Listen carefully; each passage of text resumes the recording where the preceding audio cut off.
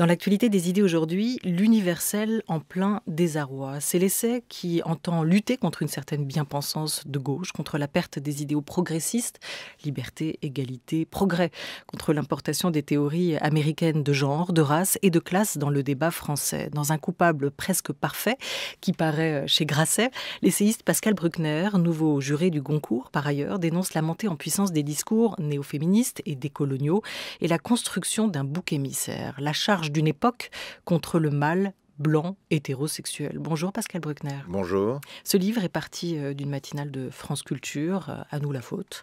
France Culture qui diffuserait une idéologie parfois un peu toxique. Il semblerait donc, ou il semblait normal pour nous de vous donner la parole aujourd'hui, puisque cet entretien, ces mots qui avaient été prononcés vous ont fait réagir. Vieux mâle occidental blanc. En entendant ces mots-là dans la bouche d'un chroniqueur, vous vous êtes visiblement senti attaqué, menacé ? Non, je me suis senti comme ensemble d'un symptôme plus général. Alors d'abord, le projet du livre était antérieur à cette remarque qui était faite à propos de mes critiques sur Greta Thunberg, et d'autres étaient visés aussi. Il y avait Michel Onfray et quelques autres. Mais ça n'est pas grave. Mais ce que je trouvais intéressant... Et ce sont, des questions que vous travaillez depuis longtemps oui, aussi, quand même depuis une quarantaine d'années. Voilà, le sanglot de l'homme blanc, la tentation de l'innocence, la tyrannie de la pénitence. Voilà, en disant cela, évidemment, j'aggrave mon cas, pour ainsi dire. Mais ce que je trouvais intéressant, c'est que...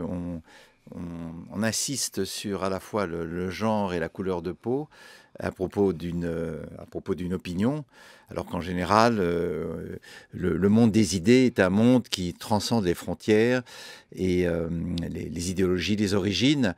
Et là, tout d'un coup, j'étais en quelque sorte renvoyé donc à tout cela, et je trouvais ça étonnant.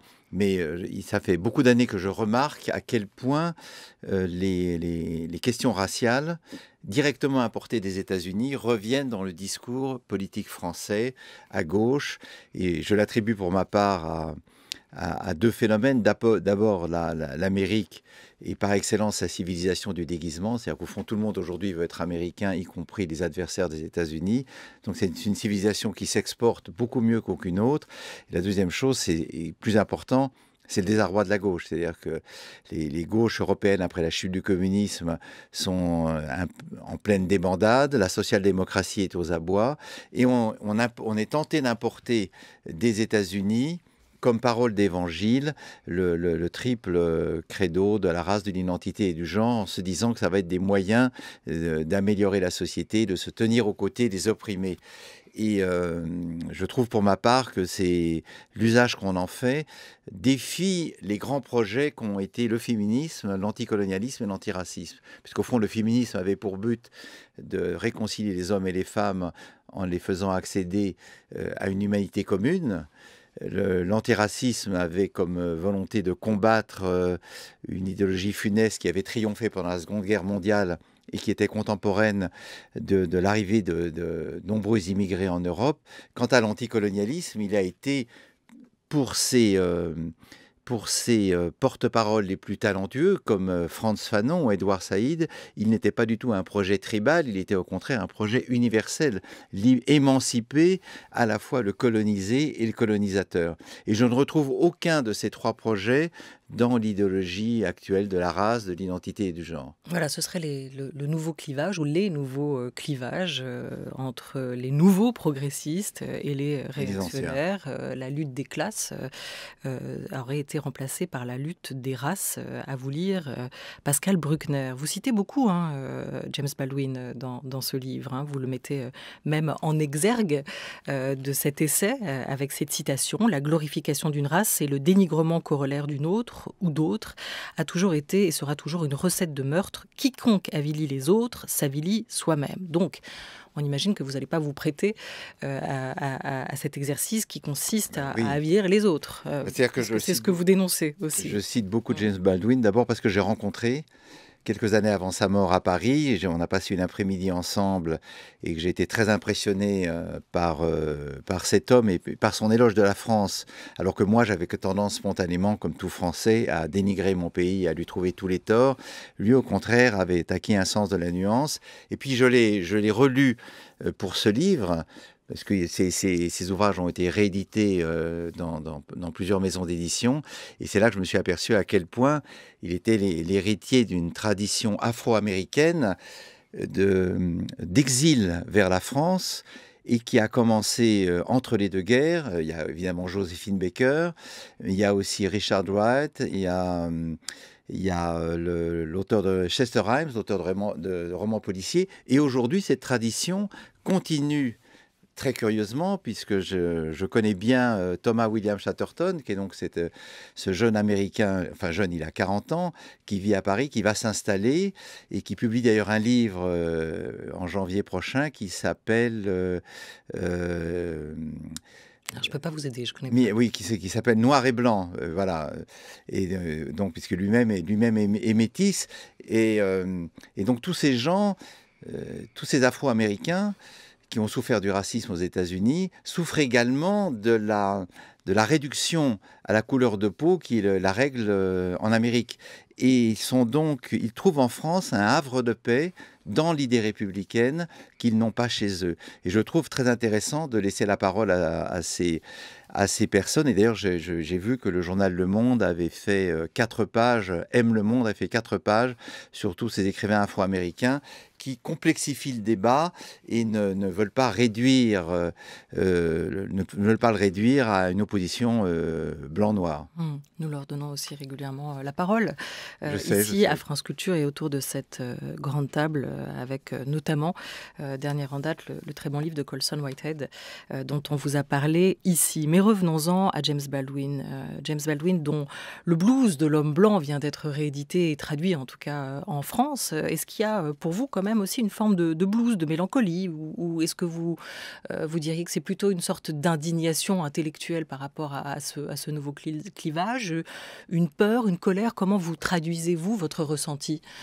Alors vous avez raison, oui, il y a sans doute une mélancolie, c'est-à-dire que je ne reconnais plus la gauche que j'ai aimée, j'ai mal à ma gauche, on pourrait dire cela. Et d'ailleurs, je ne suis pas le seul, puisqu'on voit bien qu'aujourd'hui, dans le pays, en France comme en Europe, la gauche est mal en point. J'ai écouté hier une émission où quelqu'un disait la France est massivement passée à droite. Je ne sais pas si c'est vrai, mais je pense qu'elle est passée à droite par défaut de trouver à gauche des appuis, des idées, des soutiens qui leur auraient permis de continuer à voter pour ce camp-là. Oui, j'ai la nostalgie d'un temps où d'abord les gens n'existaient pas. Il y a une double nostalgie. Aujourd'hui, on se demande spontanément si on est juif, chrétien, musulman, athée. À mon époque, ça n'existait pas. Les gens étaient des noms, et même presque des prénoms, et on se moquait complètement de savoir s'ils croyaient ou non en Dieu. Et puis aujourd'hui, là aussi, cette réduction à la couleur de peau me paraît terriblement, terriblement réducteur, si j'ose dire, pour redoubler le mot. Et je n'ai pas le sentiment qu'on s'élance vers des chemins d'émancipation, mais au contraire des chemins de rétrécissement. Si donc votre opinion ne dépend que de votre couleur de peau, alors il n'y a plus de débat possible. Chacun reste dans sa tribu et on se parle de part et d'autre d'un fleuve qui est quasiment infranchissable. Pas que, et vous le savez très bien, dans la lignée d'autres penseurs, en tout cas français, ce que vous dites aujourd'hui et ce que vous déplorez, c'est une forme d'américanisation de la pensée et du débat d'idées en France, l'importation ou la transposition de ces débats qui serait peut-être pour vous un contresens. On a beaucoup évoqué cette notion, ce concept de privilège blanc qui aurait débarqué, selon vous aussi, dans le langage courant en France, dans le sillon d'affaires au retentissement mondial, comme celle de la mort, de l'assassinat de George Floyd.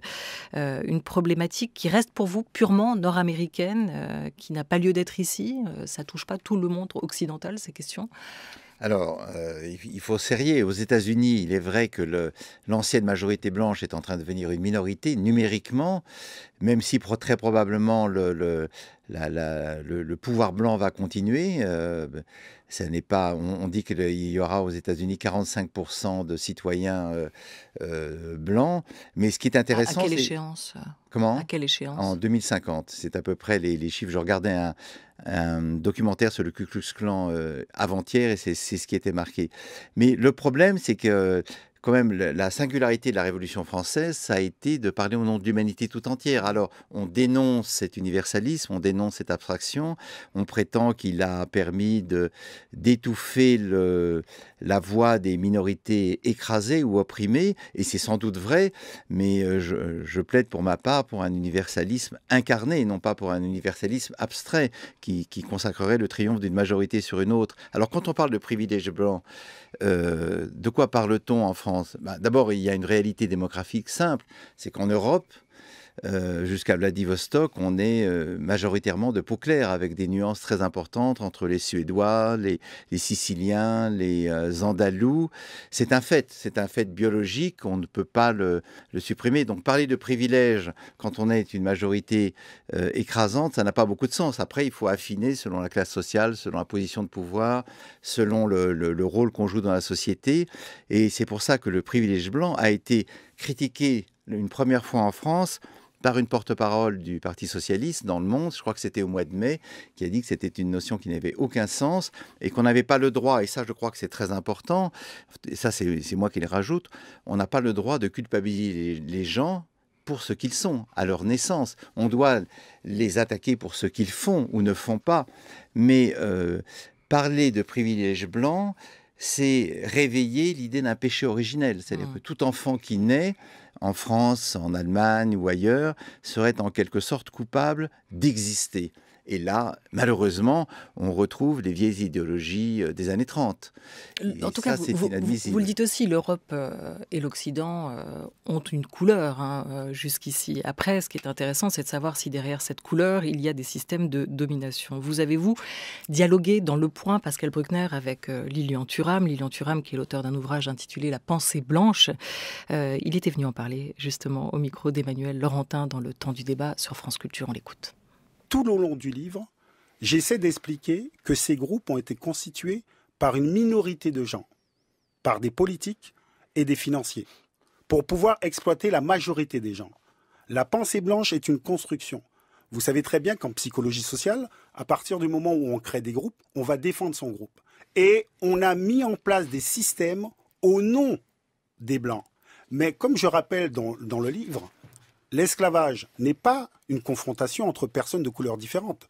C'est un système économique mis en place par une minorité de gens. J'explique que la grande majorité des gens, qui sont paysans, ouvriers, ne participent pas à ça. Donc c'est pour cela qu'il faut faire très attention. Le racisme a toujours été une construction politique. Toujours. Lorsque je parle de pensée blanche, je parle d'une pensée qui nous a enfermés tous. Toutes les personnes de toutes les couleurs. Voilà, cette pensée blanche qui nous enferme. Le racisme est une construction politique, dit Lilian Thuram, qui nous enferme tous. Vous l'entendez quand il dit ça, Pascal Bruckner? Alors d'abord, j'apporterai quelques nuances. Je pense que le racisme est la chose du monde à mieux partager entre les individus. Tous les groupes veulent spontanément exclure l'étranger, l'allogène, celui qui ne leur ressemble pas. Ce qui caractérise le racisme occidental, c'est qu'au XIXe siècle, il a pris une tonalité scientifique, c'est-à-dire il a prétendu se baser sur des données immuables, caractéristiques physiques, et tout cela a très bien éclaté pendant la Seconde Guerre mondiale, où il y a eu des instituts d'études scientifiques pour distinguer les Juifs des Aryens. Et c'était absolument terrifiant. Ce qui est absolument terrifiant. Mais l'Occident, et je pense que c'est une caractéristique de son histoire, il a inventé le pire, il a aussi inventé les remèdes à la barbarie. Et je pense que de la même façon que l'Occident n'a pas inventé l'esclavage, il l'a pratiqué, mais l'abolition, il a aussi inventé l'antiracisme. Et je pense que, justement, pour combattre le racisme, il ne faut pas commencer, me semble-t-il, par parler d'une pensée blanche. Il y a une pensée coloniale. Thuram a raison, mais il y a aussi une pensée anticoloniale. Il y a une pensée impérialiste qui n'est en rien le privilège de ceux qu'on appelle les Européens. Mais la pensée anticoloniale n'a pas été la grande gagnante de l'histoire pendant très très longtemps. Il est normal aussi qu'aujourd'hui elle s'analyse, se raconte, se décortique. Absolument, absolument. Mais elle accompagne le processus colonial depuis les origines, depuis Bartolomé de las Casas jusqu'à André Gide, jusqu'à Aimé Césaire, jusqu'à Clémenceau, qui a été quand même même le grand adversaire de l'impérialisme français dans son opposition à Jules Ferry. Donc il faut aussi reconnaître un certain pluralisme dans la pensée coloniale. Mais moi, je l'appelle pensée coloniale. Je ne l'appelle pas pensée blanche. Je ne vois pas comment une pensée peut sortir d'une couleur. C'est ça. Je ne parlerai jamais de pensée noire, je parlerai de pensée africaine au pluriel. Et donc, il faut aussi un peu complexifier le problème. Sinon, on se tend à un piège dans lequel on risque de retomber soi-même. Et c'est évidemment ce que je reproche à Thuram. On a fait un dialogue dans Le Point où on s'explique là-dessus. Et donc, c'est pourquoi je ne parle pas ni de pensée blanche. Mais de pensée occidentale, comme vous je parlez parle de pensée occidentale, je parle d'idéologie française à la rigueur, on peut penser. Mais encore une fois, les pensées sont complexes. Et aujourd'hui, nous sommes sortis de la colonisation. Vous êtes d'accord l'un et l'autre dans cet échange qu'il faut lutter contre le racisme aujourd'hui. Mais comment vous faites-vous, Pascal Bruckner, pour porter haut l'idée d'une humanité commune, ce que vous plaidez de vos voeux à travers cette défense de l'universalisme, en prenant quand même ouvertement le parti d'un camp plus qu'un autre, en renversant des discours que vous jugez, vous, clivants et victimaires, pour défendre un autre discours qui est à son tour clivant et victimaire, pour cette revanche de l'homme blanc contre à la fois les furies féministes d'un côté, contre ce que serait aujourd'hui devenu cette victimisation noire aussi en Occident. Moi, je ne prône pas la revanche de l'homme blanc. Je crois que j'ai été clair et je n'ai jamais été dans cette idéologie. Je dénonce la posture du bouc émissaire. C'est-à-dire que je trouve éminemment simplificateur qu'un discours néo-féministe, je dis bien un discours parce qu'il y en a d'autres, un discours antiraciste ou un discours décolonial désigne l'homme blanc, et puis pour les afro-féministes, la femme blanche, qui n'est pas mieux lotie que l'homme, comme étant en quelque sorte la source de tous les malheurs de l'univers. Et la question que je me pose, c'est quel est le but du néo-féminisme aujourd'hui, par exemple? Est-ce que c'est la réconciliation entre les hommes et les femmes à partir du moment où ils sont mis sur un pied d'égalité et construisent ensemble un monde commun? Ou est-ce que c'est au contraire l'exclusion? Et il me semble que si on en croit certaines déclarations récentes des féministes les plus outrancières, c'est à terme la volonté, c'est l'exclusion, c'est la séparation. Et c'est là où le modèle américain me fait peur, parce que je connais bien l'Amérique, j'y ai de la famille, une partie de ma famille réside là-bas, et on voit bien que les relations hommes-femmes sont en quelque sorte médiées par un tiers qui est la justice, qui est l'avocat. L'avocat est le véritable tiers adultérin désormais dans les couples aux États-Unis. Et j'ai le sentiment que ce vers quoi nous allons, c'est vers deux humanités séparées qui se parleront par l'intermédiaire de leurs avocats, qui noueront des accords provisoires, mais entre lesquels aucune espèce de conciliation n'est possible. Et moi, il me semble que la caractéristique de la France, c'est justement qu'elle a construit une culture de la conversation entre les sexes qui est très ancienne, bien plus ancienne que les États-Unis. Et d'ailleurs, il y a une grande auteure américaine pour laquelle j'ai une certaine admiration, c'est Edith Wharton. Edith Wharton vient en France en 1918 et elle dit qu'elle est stupéfaite par la liberté d'allure des femmes françaises qui occupent l'espace public, qui ont travaillé pendant la guerre, qui ont en quelque sorte repris des postes abandonnés par les hommes qui étaient au front. Et elle dit cela ne se voit nulle part aux États-Unis. Ici, les femmes ont une certaine tenue égalitaire que n'ont pas les Américaines. Et je pense que nous devons autant que possible, respecter cet esprit d'égalité qui est à la base du féminisme français et d'ailleurs que reprenaient les grandes féministes, Simone de Beauvoir, Elisabeth Badinter, Yvette Roudy et beaucoup d'autres, dont je dois dire, alors là, je suis d'accord avec vous, je suis nostalgique parce que c'était des discours qui étaient des discours construits et non pas simplement des discours de dénonciation. Mais toutes ces grandes féministes se sont déjà battues à l'époque pour une libération des corps, mais aussi une libération surtout de la parole. C'est ce qui s'est passé avec ce mouvement MeToo. Et vous êtes quand même un des rares à ne pas accueillir positivement ce mouvement, à n'en voir que les travers, à ne pas saluer cette libération-là, cette possibilité aujourd'hui pour des femmes qui jusqu'ici ne pouvaient pas parler, dont la parole était verrouillée, pas attendue, qui ont été victimes d'agressions, de viols, d'aujourd'hui pouvoir oser le dire. Ça, c'est quand même essentiel. Et ça, toutes les féministes le soutiennent quand même aujourd'hui. Alors d'abord, je salue MeToo, je l'ai écrit explicitement, je dis qu'il n'est pas interdit quelques années après d'en voir les limites. Là aussi, beaucoup de féministes ont attaqué MeToo. Margaret Atwood, la première, dit MeToo c'est très bien, mais il faut quand même savoir qu'il y a des femmes qui peuvent mentir. Il y a eu au mois de mars, je crois, dans Le Monde, la pétition de 144 avocates pénalistes disant qu'on ne pouvait pas simplifier la question des agressions à un simple acte d'accusation et qu'il fallait respecter les procédures de l'état de droit et se demander si toute accusation est en soi légitime. Est-ce que l'on doit croire les femmes sur parole dès lors qu'elles pointent un doigt vengeur sur les hommes? Mais ces mêmes pénalistes, soulignent, il faut juste être complet sur leurs paroles, elles soulignent aussi les faiblesses et les dysfonctionnements de l'institution. Bien sûr. Elles pointent le risque des outrances, des dérives. Absolument. Elles rappellent aussi qu'on a un problème en France. Elles font les deux, mais elles défendent aussi l'idée d'un état de droit qui ne peut pas se résumer simplement à un geste de lynchage.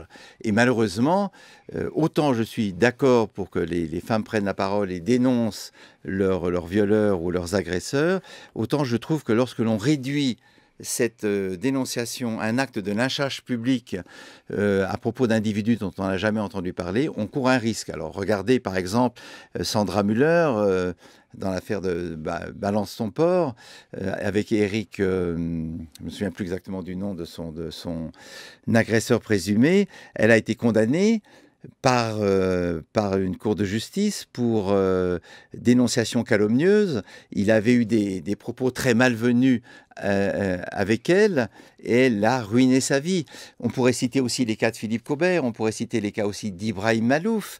Ibrahim Malouf a récemment été innocenté d'une accusation de pédophilie qui lui avait été lancée par une jeune fille de 14 ans. Il a dit... Et on pourrait citer tous les cas d'agresseurs ou de violeurs qui n'ont pas été condamnés et tous les cas de paroles de femmes qui n'ont pas été entendues. Mais vous savez très bien que c'est un vaste débat. Là, vous posez une question intéressante. Vous donnez des noms, donc à partir de là, allons-y.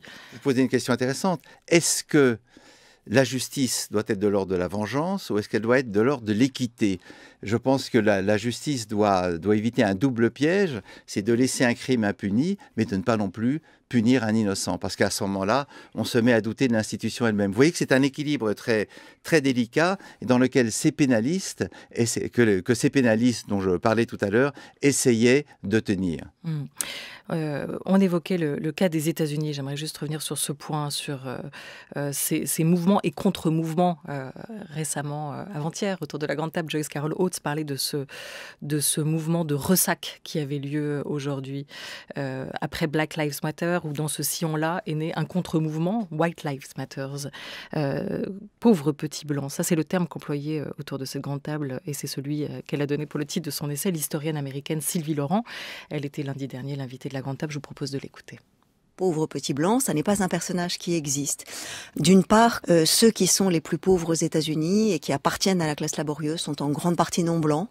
Et penser qu'il n'existe de classe ouvrière que blanche, c'est déjà une réduction du périmètre de la réflexion. Et par ailleurs, ceux qui se disent dans une forme d'anxiété économique, morale et culturelle ne sont pas en réalité ceux qui sont les plus pauvres sur le strict plan matériel. Et qu'en réalité, l'angoisse d'être dépossédé de ce que l'on a, c'est quelque chose qui anime toutes les catégories sociales de l'Amérique blanche et que les plus aisés, les possédants, les chrétiens, les hommes, quelle que soit la classe sociale, nourrissent ce sentiment d'être désavantagés, d'être brimés, d'être dépossédés. Et ce sont eux les pauvres petits blancs, ils ne sont pas pauvres et ils le sont d'ailleurs bien moins que les autres qui ne sont pas blancs.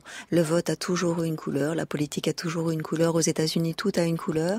The White Lives Matter, dont je parle en effet dans le livre, c'est le nouveau slogan de la droite extrême qui se normalise aux États-Unis.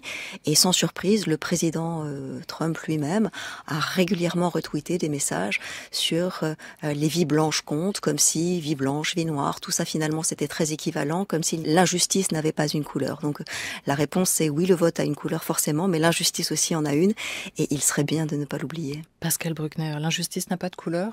Oui, voilà pourquoi je ne veux pas du modèle américain, parce que le jour où en France on tombera dans ce genre de classification, je pense que ce sera la fin des haricots pour nous. L'idéal républicain sera piétiné.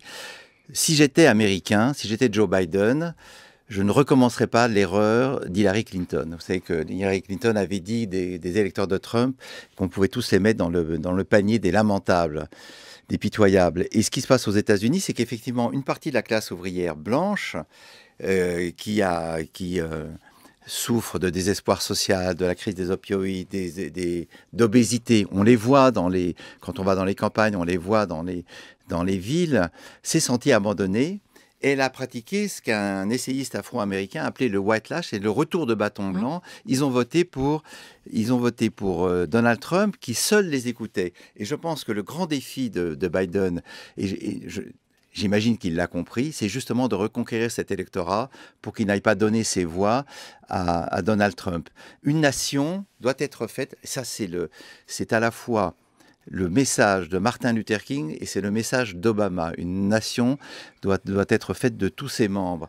Et Martin Luther King, dans son grand discours, I Had a Dream, disait « On ne doit pas être jugé sur notre couleur de peau, mais sur notre caractère ». Et Obama a repris le même terme, et c'est pour ça qu'il a été élu président. Donc, passons par-dessus les différences raciales qui sont, à mon avis, ce qui peut diviser le plus les hommes pour de mauvaises raisons. Alors, vous dénoncez dans ce livre le triomphe du manichéen, mais pourtant vous exagérez le trait. C'est peut-être un principe rhétorique pour surligner. Non, je cite simplement les gens. Alors, très souvent, des auteurs sont choqués d'être cités et de voir leur pensée réduite à un aphorisme. Oui, mais vous le dites d'ailleurs, les réseaux qui tuent sans sommation, et il faut que les essais, eux, permettent à la pensée de se développer. C'est ce que vous faites dans ce livre, dans cet essai incoupable presque parfait. Pascal Bruckner, qui paraît chez Grasset. Merci d'être venu nous en parler. France Culture, il est 13h23.